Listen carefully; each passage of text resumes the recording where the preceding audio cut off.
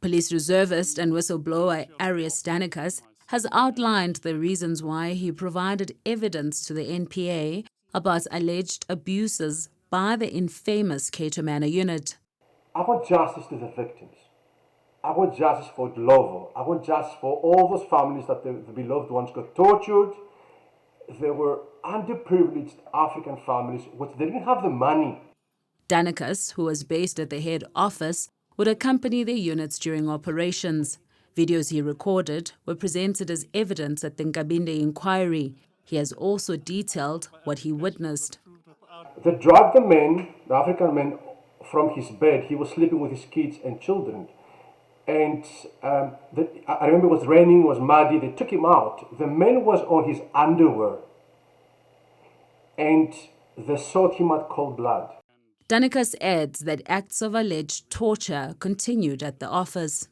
When I saw that suspect being stripped naked, also an African suspect, stripped naked, complete naked, placed on a chair and start being tortured, then I said, no, this is not for me. So what I did then is, I took my cell phone and I click on a ringtone, so it looked like there was an incoming call.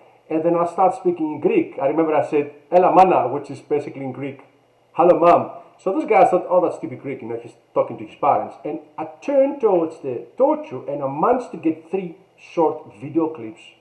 Danikas sent an email to the NPA with attachments of some of the videos, including footage of a man who succumbed to his injuries with no ambulance being called.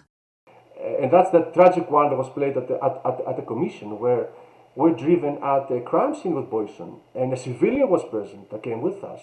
And he just altered the crime scene and he waited for the suspect to bleed. But former KwaZulu-Natal Hawks head and Cato Manor Unit's Johan Booysen argues the claims hold no water. If it was indeed the case, why didn't he at least try and photograph the faces of the persons that are busy with the so-called atrocities? It's clear from that video, and as I said before, that could have happened any place in the world. You cannot identify. As a matter of fact, I tried my best after seeing this thing on TV at the Nkabinde Commission to try and see if I can perhaps, through watches or clothing or distinguishing tattoos, try and see if I can identify, and I cannot.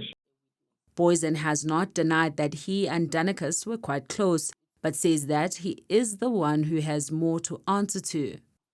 There are very valid reasons for him to feel the way that he does. Well, valid according to him, I suppose.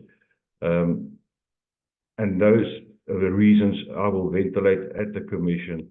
Safe to say that there are questions that he needs to answer with regards to his activities in South Africa before he left. South Gauteng Director of Public Prosecutions, Advocate Andrew Chauke's lawyers, told the Nkabinde inquiry that Danikas fled the country, fearing for his life. WhatsApp messages, allegedly sent by Booysen to Danikas, were also read during the NPA boss Shamila Batoy's cross-examination, which were categorized as threatening. But Booysen begs to differ. That's a blatant fabrication. I did not threaten him. He's lying. Booysen denies any influence over the NPA. The inquiry continues on the 26th of January. For Newzroom Afrika on Channel 405, I am Nqobile Madlala in Pretoria.